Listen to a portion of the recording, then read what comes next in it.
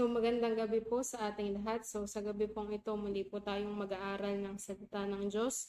Patungkol pa rin sa ating tema sa buwan na ito na ang tema po natin is worship and spirit and in truth. At ating pong text ay matatagpuan sa John 4 verse 23 to 24. So sabi po dito, "But the time is coming and is already here when the true worshippers will worship the Father in spirit and in truth, for the Father seeks such people to be His worshipper.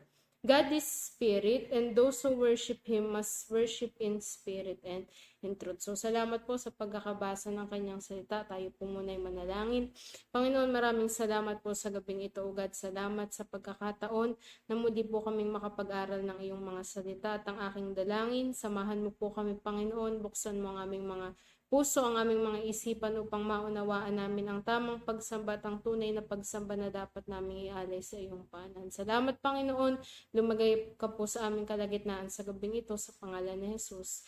Amen and amen. So, kung titingnan po natin yung ating tema sa buwan na ito po talagang napapanahon. Ano po, kasi sa panahon po natin ngayon talagang sobrang dami ng mga secular songs, mga worship songs na ating naririnig sa iba't ibang social media. Kasi kung titingnan po natin sa panahon ngayon, talagang sobrang accessible na ang mga Christian songs through online, kasi po, di ba, lahat naman ay gumagamit na ng YouTube, ng Facebook, ng TikTok. At doon po natin napapanood minsan, doon natin naririnig yung iba't ibang klase ng mga worship songs, may iba't ibang genre, may iba't ibang mga worship team na sumisikat online. Ayan, na talaga pong kahit sa aming mga kabataan ay kilala namin sila na since they are one of those bands na talagang nare-represent po nila yung worship natin sa ating Panginoon. At sa gabi pong ito, pag-aaralan po natin dito kung ano po ba talaga yung totoong pagsamba na hinahanap ng Diyos sa ating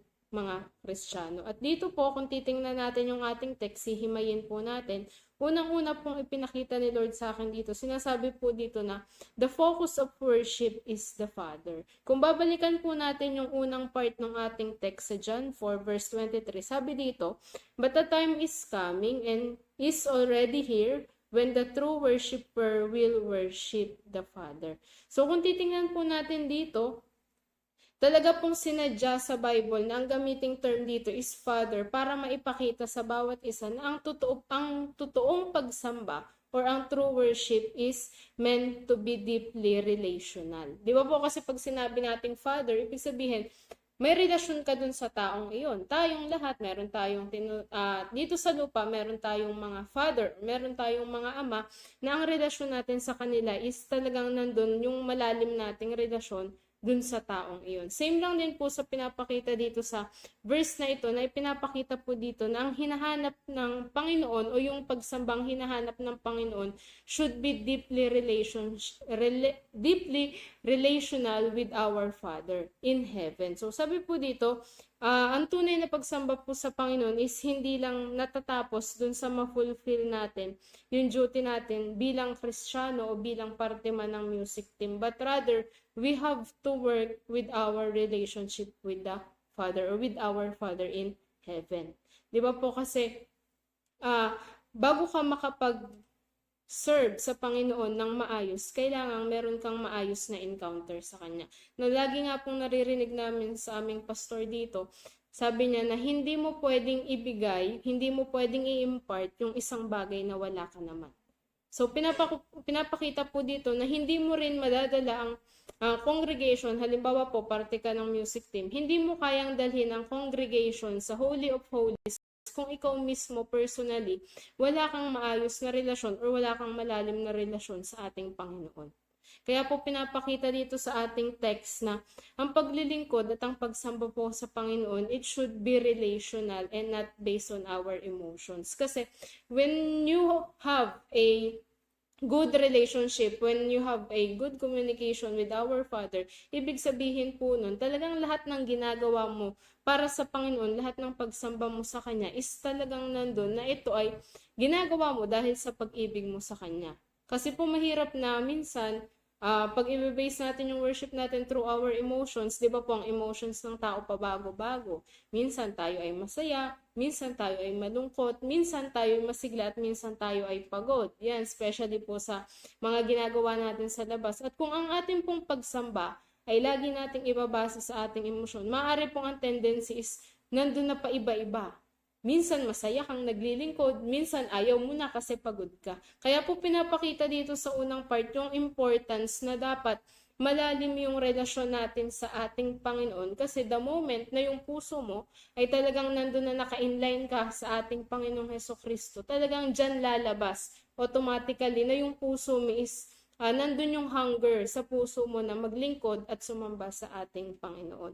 Sabi po dito, true worship flows from relationship, not just routine. So sabi po dito, ang totoong pagsamba, siya ay dumadaloy from our relationship with the Father and not just dun sa mga routine na ginagawa natin sa loob ng simbahan. Ayan, di ba po kasi, di ba, personally po ako, parte po ako ng music team. So talagang pagparte ka ng music team, dadating dyan yung routine nyo pag weekday, Saturday, o practice tayo, preparation for the Sunday worship. Sunday, tutugtog tayo bago ang preaching. Yun po yung nagiging routine natin.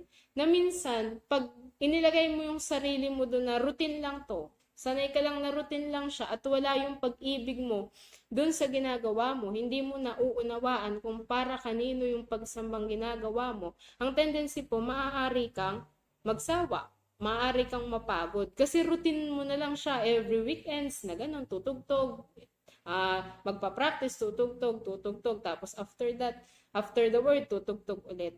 Di ba po parang sa atin kasing mga tao, pag mga routine na ganyan, madali tayong magsawa. Kaya sinasabi po sa salita ng Diyos na kailangan for us to know what true worship is.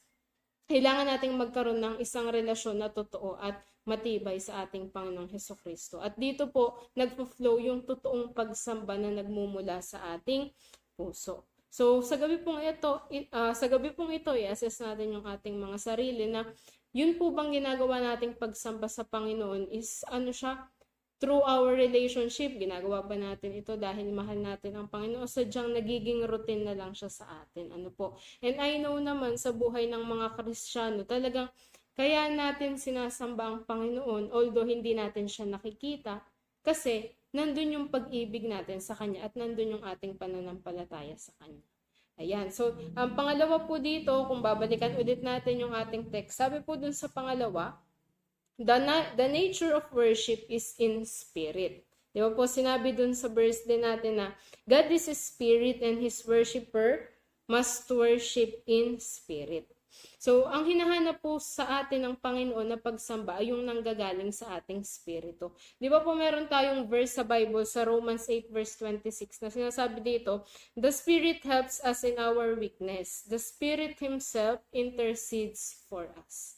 Ibig sabihin po, yung Spirito ng Diyos na nasa sa atin, ito yung nag-i-speak sa atin para magkaroon tayo ng communication with Jesus. Yung spirito niyang nasa sa atin, ito yung nagtutulak, ito yung nag-i-intercede para sa atin, para nandun na mabuhay yung totoong pagsamba sa ating puso. Kasi po, pag tayo lang ng mga tao, talaga pong tayo ay mahina kasi in flesh tayo eh. So, ang tendency talaga, pag ikaw ay in flesh, ikaw ay subject sa pagod, sa iba't ibang emotions, sa iba't ibang temptations. That's why yung Spirito ng Panginoon na nasa sa atin, ito yung nagtuturo sa atin ng totoong pagsamba. Kasi yung Spirito ng Diyos na nasa sa atin, ito yung nag-uudyok sa'yo, ito yung nagtutulak sa'yo na bilang Kristiyano, bilang anak ng Diyos, dapat ito yung pagsambang ginagawa mo. Sabi po dito, nagiging empty ang isang worship pag tayo ay nag-worship lang ng pang sa atin lang. Without interceding or without hearing o hindi man lang natin pinapakinggan yung Spirito ng Diyos na nasa sa atin. Sabi po, pag ganun yung worship na ginagawa natin na okay, kailangan ko tong gawin kasi ito yung lagi kong ginagawa every Sunday. Kakanta ako, magtataas ako ng kamay. Yung ginagawa mo lang yung pag-worship ng routine mo lang, para po ang nangyayari, ito ay empty performance lang. tumutugtog ka, nagme-memorya ka ng chords, naglilid ka, pumapalo ka. Pero kung ginagawa mo ito without praying, without asking the Holy Spirit na samahan ka, ang nangyayari, nagiging empty performance lang siya. Wala ding sense yung ginagawa mo kasi hindi tama yung puso mo. So dito po makikita natin na ang totoong pagsamba kailangan nandun na humihingi ka lagi ng pagsama mula sa ating Espiritu Santo, mula sa Espiritu Santo ng Diyos upang maturuan ka nito kung ano ba talaga yung totoong pagsamba. Kasi po, ang talento ng tao nandiyan na yan eh. Actually, ang talento natin, ang nagbigay niya na ay ang Panginoon. Kaya yung talentong ibinigay sa atin ng Panginoon, samahan natin na ng prayer, na samahan tayo ng Holy Spirit, talagang nandun na ang Diyos naman po ay tumutugon. At every time na we ask for His presence, talaga naman pong bumababa ang kanyang presensya. Kaya po mahalaga na kung gusto nating maranasan ang totoong pagsamba at maibigay natin sa Panginoon ang tamang pagsamba, kailangan pong matuto tayong humingi ng pagsama mula sa kanyang Espiritu Santo. Especially po kung ikaw ang ministeryo mo is nasa loob ka ng music team. Ano po? Kasi 'di ba sa every churches kung titingnan natin, maraming gustong makapasok sa music team. Kasi po nandoon na ikaw yung frontliner, tumutugtog ka, may hawak kang instrumento, kumakanta ka. Pero kung titingnan po natin sa loob po ng church, isa po sa pinakamabigat na ministeryo dito ay ang nasa music team. Kasi po pag nasa music team ka, kailangan mong i-usher ang congregation sa Holy of Holies. Kailangan po ikaw yung gagamitin ng Panginoon para madala yung congregation sa kanyang presensya. So kailangan ikaw mismo na nakatayo sa unahan, handa ka. Kailangan ikaw mismo na nakatayo sa unahan, filled ka with the Holy Spirit. You ask for the guidance of the Holy Spirit. That's why kami mismo po na nasa music team talagang in-instill sa amin during the time na kami po ay tinetrain pa lang na wala tayong kayang gawin kung hindi tayo sasamahan ng Panginoon. Kahit gaano ka kagaling, kahit gaano kaganda ang practice, without the presence of God, everything is empty. Empty performance lang siya. That's why, sa buhay po nating lahat, if we really long o hinahanap talaga natin yung presensya ng Panginoon sa buhay ng bawat isa, we have to ask, we have to pray for the guidance of the Holy Spirit. Samahan niya tayo every time na tayo ay tatayo para yung presensya ng Panginoon ay patuloy na manahan sa ating buhay. Ano po, amen po ba? So yun po talagang maganda na every time natatayo tayo sa unahan, even po yung pag tayo ay nagpe-pray personally, corporate prayer, maganda po na lagi tayong humihingi ng pagsama ng Holy Spirit, ng banal na spirito. Kasi di ba po sabi nga dun sa isang Bible verse na ang Espiritu ng Diyos ang lumuluhod para sa atin. Siya yung nagsasalita sa atin patungo sa ating Diyos Ama. That's why we have to know the importance na every time na tayo ay tumatayo, every time na tayo ay mananalangin, mag-worship sa Panginoon, let's ask for the guidance of the Holy Spirit so that ma-experience po natin yung totoong presensya ng Panginoon sa ating kalagitnaan. Ano po, yun po yung pangalawa na ang talaga pong nature ng pagsamba is through spirit. Hindi po siya through our emotions, hindi po siya through our performances, but rather the true nature of worship o ang talagang puno ng ating pagsamba ay ang Espiritu Santo ng Diyos na nasa sa ating mga puso. At ang pangatlo po dito, sabi dito, the standard of worship is in truth. So, kung babalikan po natin yung ating text, sabi po dito, but the time is coming and is already here when the true worshiper will worship the Father in spirit and in truth. Di ba po, talagang magkasunod palagi yung in spirit and in truth. Na sinasabi po dito, ang standard daw po talaga ng pagsamba na hinahanap ng Panginoon should be in truth. In spirit and in truth. Ibig sabihin, pag sinabi pong in truth, kailangan totoong pagsamba na nagmumula sa ating mga puso. Di ba po, pag sinabi nating truth, kung ito i-base natin sa Bible, truth refers to to both the Word of God and the sincerity of our hearts. Ang totoong pagsamba po, ito ay nakaangkla or nakakonect siya sa Word of God. Kasi di ba po, ang katotohanan ay ang salita ng Diyos. At the moment na ang salita ng Diyos ay nabubuhay sa puso mo, dyan uusbong, dyan magsisimula yung sincerity na ating tinatawag. Kasi po, di ba, sa ating mga Kristiyano, pag ikaw ay talagang babad sa salita ng Panginoon, yung puso mo babad sa kanyang salita, ang tendency, lahat ng lumalabas sa bibig mo, lahat ng ginagawa mo, nagre-reflect dito is yung salita ng Diyos. At ang salita po ng Diyos, ito ang katotohanan. That's why, pinapakita po dito sa pangalawa na kung gusto nating magawa yung standard na hinahanap ng Diyos sa ating pagsamba, which is ang isang pagsambang totoo at may katotohanan, kailangan natin matutong magbabad sa kanyang salita. Ano po, nandun na magkaroon tayo nung pagsamba na kagaya nung pagsamba ni Haring David, na hindi niya inalintana, wala siyang pakialam kung ano sasabihin sa kanya ng mga taong nakakakita sa kanya, basta ang gusto niya is maibigay niya yung worship na karapat-dapat sa Panginoon. At ito po ay magsisimula lamang kung yung mga puso natin at yung ating mga buhay ay talagang babad sa salita ng Diyos. Ano po, talagang tayong mga Kristiyano po, ang buhay natin, yan, ang pinakang guide natin sa ating mga buhay ay ang kanyang salita.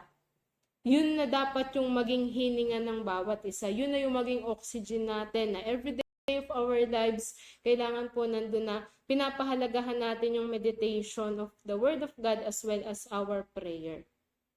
Especially kung ikaw ay ginagamit sa loob ng kanyang ministeryo. Kasi po talagang pag ikaw ay babad na babad sa salita ng Diyos, ikaw mismo hindi mo napapansin, nagmamanifest yun kasi yun yung laman ng puso mo eh. Lumalabas siya sa iyong kilos, sa iyong emosyon, kung paano mo abutin yung mga kapatid mo sa Panginoon, as well as kung paano ka sumamba, kung paano ka mag-serve sa Panginoon. That's why mahalaga po na kagaya nung sinasabi sa Psalms 51 verse 6 na we have to desire the truth in the inward parts.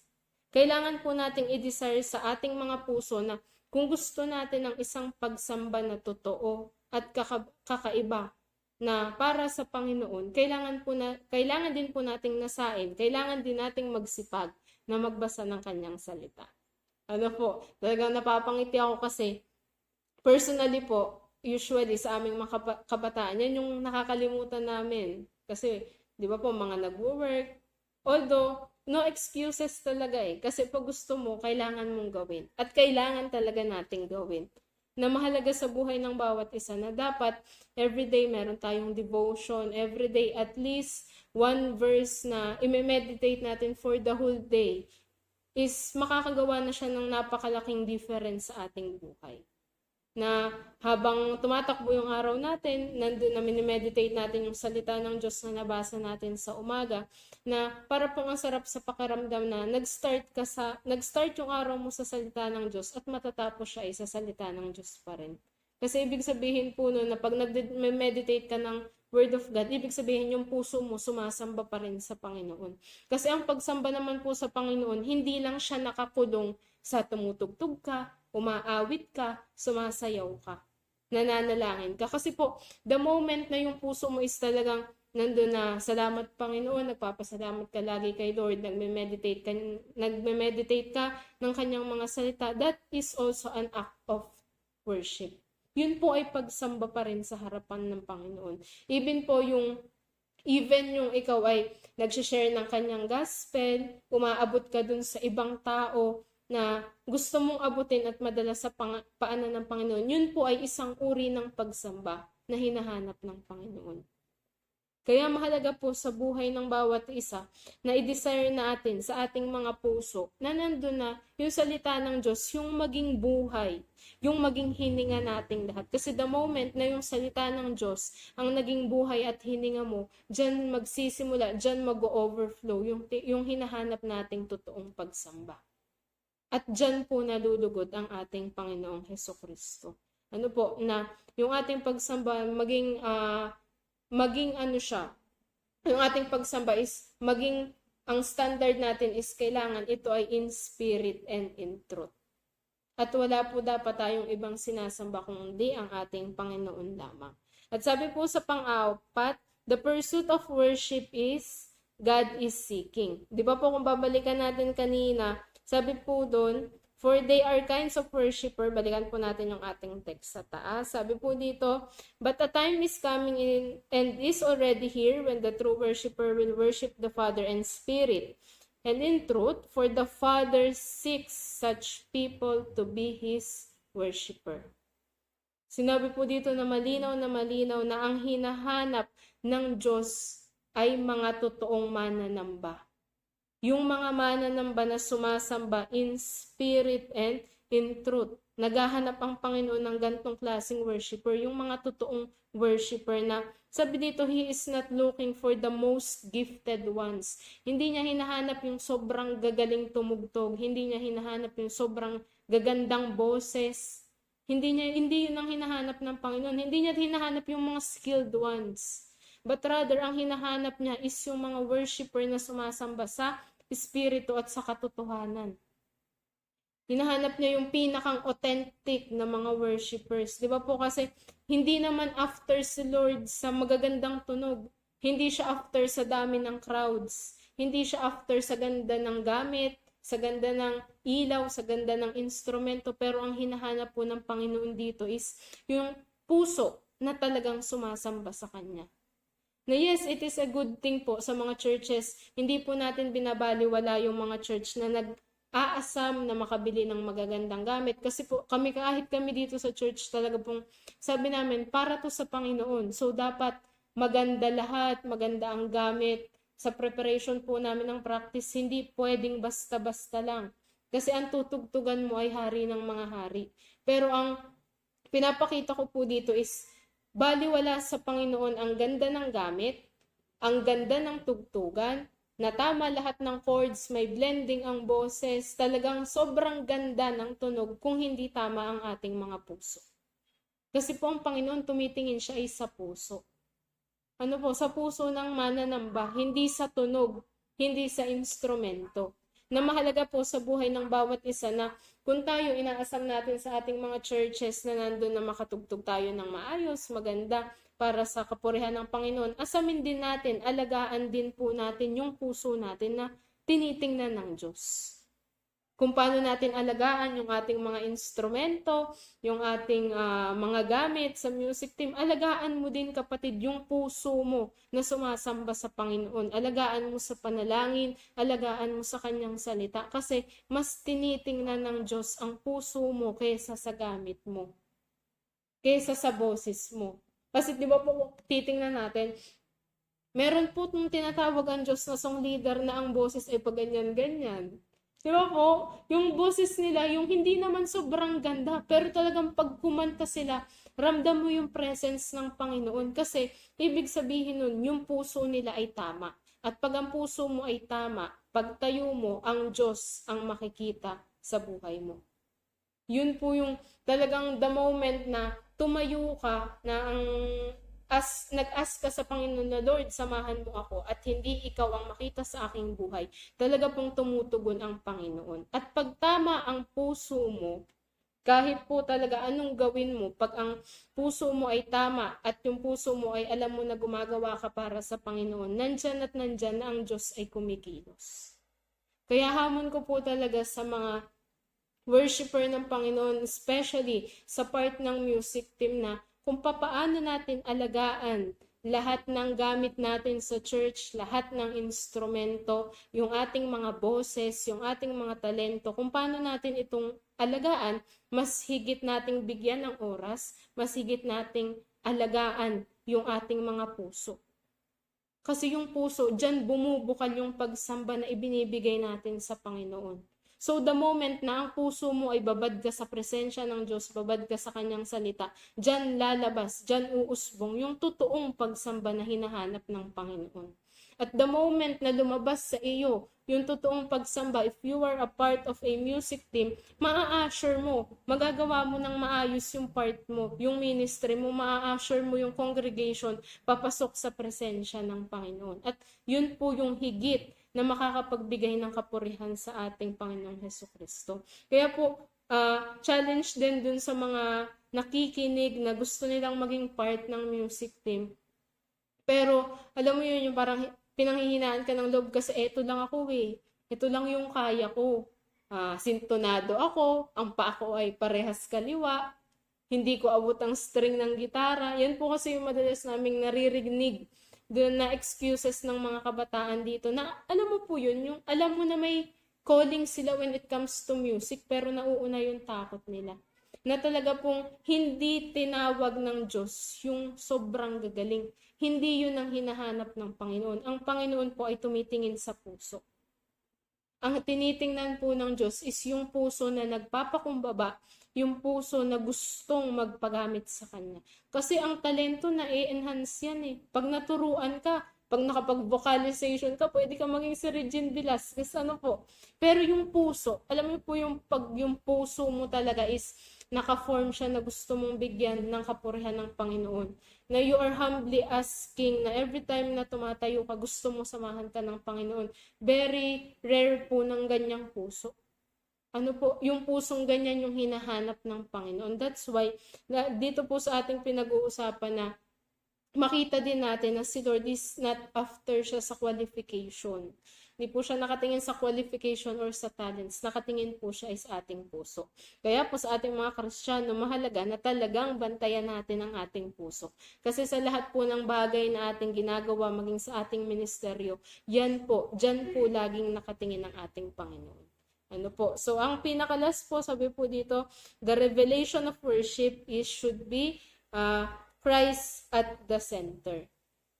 Yung ating pong mga pagsamba, kailangan ang sentro nito ay ang ating Panginoon. Sabi po dito sa verses nating ating binabasa, kung atin po siyang ninilay-nilayin, God is His Spirit and those who worship Him must worship in spirit and in truth. So pinapakita po dito na sa ating pagsamba, kailangan ang maging sentro ng ating pagsamba ang ating Panginoong Hesukristo. Wala na pong iba. Si Jesus Christ lang ang dapat maging sentro ng ating pagsamba dahil ang worship po is na-create siya para sa ating Panginoon. The heart of true worship is Jesus Christ.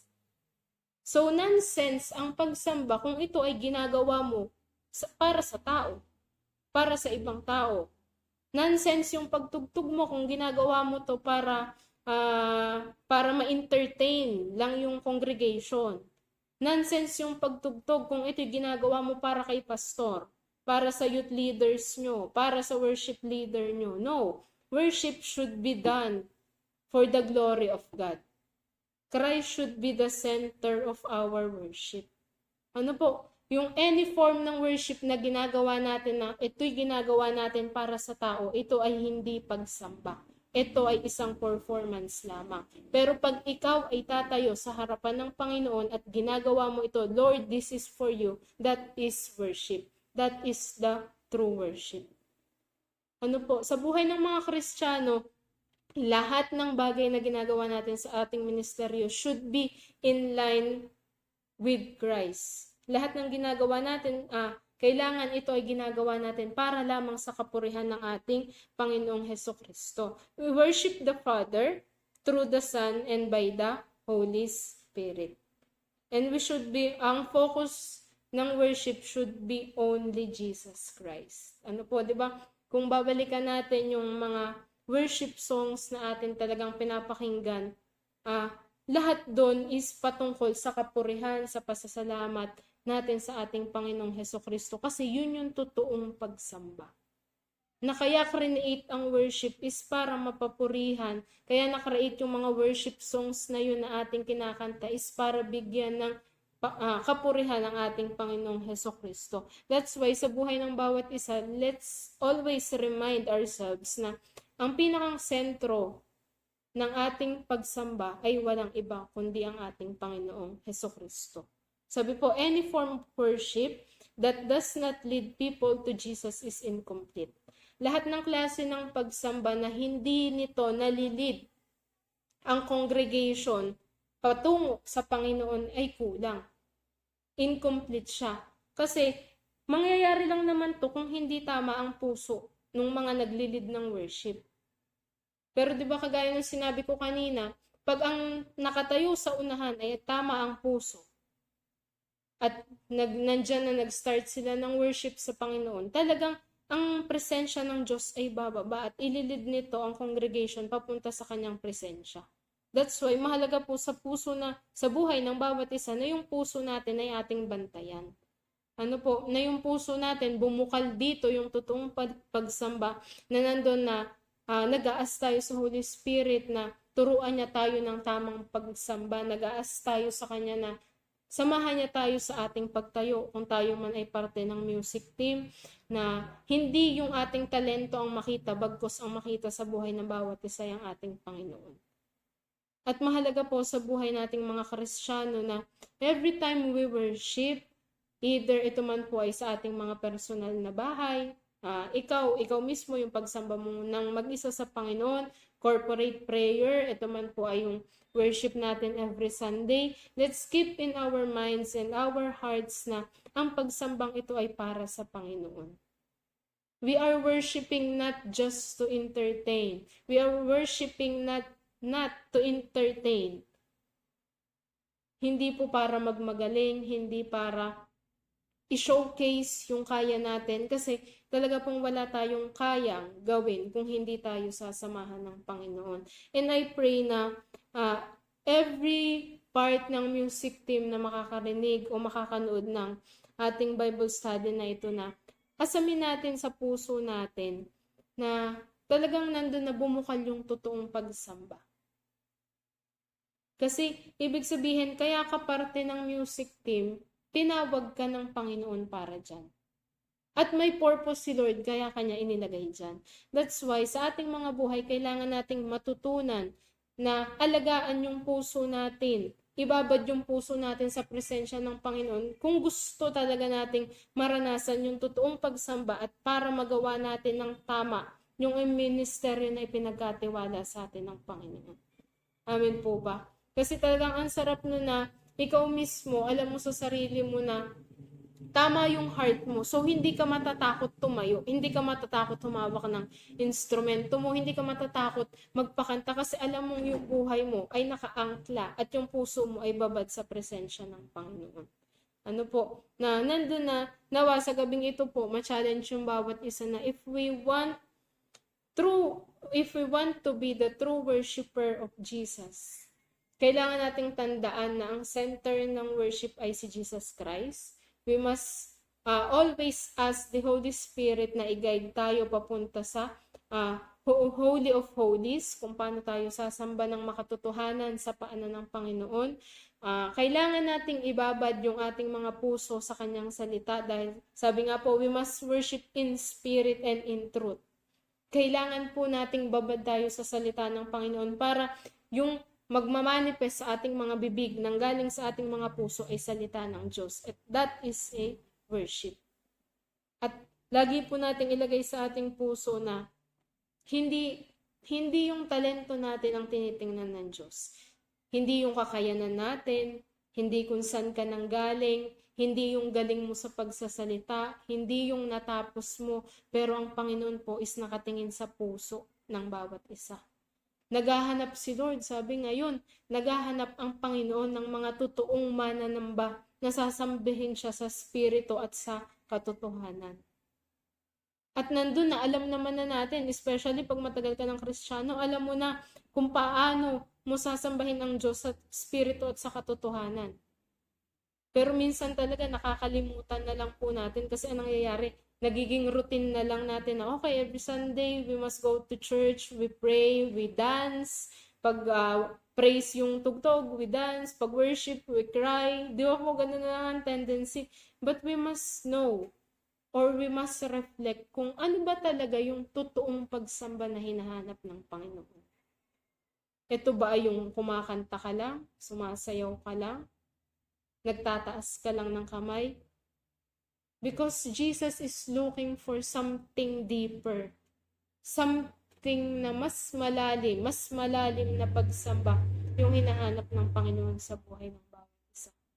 Kasi alam mo po na the moment you give the worship na kailangan o hinahanap ng Panginoon sa buhay mo, the moment you glorify our Father in Heaven, talagang sinabi naman po sa kanyang salita, nandun yung mga pangako ng Panginoon. Na the moment you glorify God, the moment you give Him the glory, the honor na hinahanap niya sa buhay mo, talagang ang blessing ng Panginoon ay nandiriyan. Pero aside from the blessings of the Lord, we must also, kailangan nating asamin sa buhay ng bawat isa na magawa natin yung isang pagsamba na hinahanap ng Panginoon. Huwag tayong manatili dun sa kung ano lang yung alam nating worship na ito na yun Lord ito lang yung kaya ko. No. We must always give the best. Kahit po naalala ko sabi sa amin ng aming head pastor, kulang yung best natin para sa Panginoon. Kasi yung best ng tao, hindi nito kayang pantayan ang kaluwalhatian ng Panginoon. Which is true, talaga pong walang kahit sinong tao na kayang tapatan ang kaluwalhatian ng Panginoon. But still, bilang mga anak niya, especially if you are in that ministry, in the music ministry, kailangan inaasam mo sa puso mo na, Lord, gusto kong maibigay sa iyo yung isang totoong pagsamba, yung malalim na pagsamba para mag-glorify ang iyong pangalan. Ano po, na mahalaga talaga yung puso ng bawat isa, ito'y ating bantayan. Kasi dyan bumubukal yung totoong pagsamba na hinahanap ng Diyos sa ating mga anak niya. And at yun lang po sa gabing ito, I pray na although tayo po ay virtual lang, talaga pong during the time na ako'y nag-aaral nito, pinagpe-pray ko na nawa maabot nito yung mga nasa music ministry. Kasi po as part of music ministry, talagang kahit ako po mismo, during na ito inaaral ko, sabi ko, okay Lord, may mga bagong bagay kang itinuturo. Talagang itinuturo ng Panginoon, not just sa amin dito sa JSM Quezon, but rather even sa other churches, sa other branch ng JSM, may tinuturo ang Diyos na bago when it comes to worship. Kasi po, worship, ito yung pinakang buhay natin worship, pagsamba sa Panginoon. Kaya maganda na kung paano natin ini-improve yung ating mga talents, i-improve din po natin yung pagsamba na ibinibigay natin sa Panginoon. At ito po ay magsisimula sa ating mga puso. Sa prayers natin, sa meditation of the word, even po sa pagfa-fasting, yan ang pinaka-importante din sa buhay nating mga Kristiyano na we must give time na makapag-fasting tayo at makapag-pray kasama ang ating Panginoong Hesukristo para po lumakas yung ating mga spiritual na buhay. Kasi pag malakas ang spiritual na buhay natin, talagang yung worship ay kusang lumalabas sa buhay mo. Parang hindi mo alam na, hindi ka aware na ikaw pala mismo, nag-worship ka na. Parang nagkukusa yung katawan mo kasi yun yung hinahanap ng puso mo. Kaya po mahalaga sa buhay ng bawat isa, I challenge everyone na we must seek, hanapin natin yung mga hanapin natin yung gusto ng Panginoon na pagsamba. Gawin natin yung gusto ng Panginoon na pagsamba sa buhay ng bawat isa. Na ito po yung pagsamba na nasa espiritu at sa katotohanan. Amen po ba? So yun lang po sa gabing ito at tayo po'y manalangin. Panginoon, maraming salamat po sa gabing ito, O God. Salamat Panginoon na sa gabing ito tinuturuan mo kaming patuloy kung ano po ba talaga yung pagsamba na gusto mong makita sa aming mga buhay. And I pray Lord sa mga tao na naabot ng iyong mga salita, mangusap kang patuloy Lord, especially sa mga part po ng music ministry. Salamat Panginoon na binigyan mo po kami ng pagkakataon na maging parte ng ministeryong ito at ang aming patuloy na dalangin. Gamitin mo po ang aming buhay para lamang sa kapurihan ng iyong dakilang pangalan. Na every time, Lord, kami tumatayo, ikaw ang makita sa aming mga buhay, O Lord, at kami itago mo lamang sa iyong likuran, O God. And I pray, even po yung mga part ng music team, O God, na nanghihina, isustain mo ang kanilang kalakasan, physically, spiritually, Panginoon, na nandun na maranasan nila muli yung una nilang pag-ibig sa iyo at makita nila, Panginoon, na may purpose ka. Kaya, Panginoon, idinilagay mo sila dun sa ministeryong iyon, O God. Salamat, Panginoon, na even, Panginoon, dun sa mga kapatid namin na nakikinig. Salamat. Turuan mo po kami, Panginoon, ng isang totoong pagsamba na nais mo, Panginoon. Bigyan mo po kami ng isang puso, O God, na nagpapakumbaba, O God, at nagnanais na maibigay yung totoong pagsamba, yung malalim na pagsamba na hinahanap mo sa amin, Panginoon. At salamat, O God, masumpungan mo po, Panginoon, ang buhay ng bawat isa ay patuloy na naglilingkod sa iyo, patuloy na nakatayo, patuloy na nagbibigay ng papuri at pagsamba sa iyong dakilang pangalan. Salamat, Panginoon. We always ask for your guidance, for your presence, Panginoon, for your protection sa buhay ng bawat anak mo, O God. Salamat, Panginoon. All the glory belongs to you, Jesus, in the mighty name of Jesus. Everybody say amen and amen. Ayan, salamat po sa salita ng Diyos na ating napag-usapan sa gabing ito. I pray po na na-challenge ang buhay ng bawat isa, even though virtually lang yung ating Bible study. So yun lang po, maraming salamat po, and God bless everyone. Pagpalain po tayo ng Panginoon. Magandang gabi po.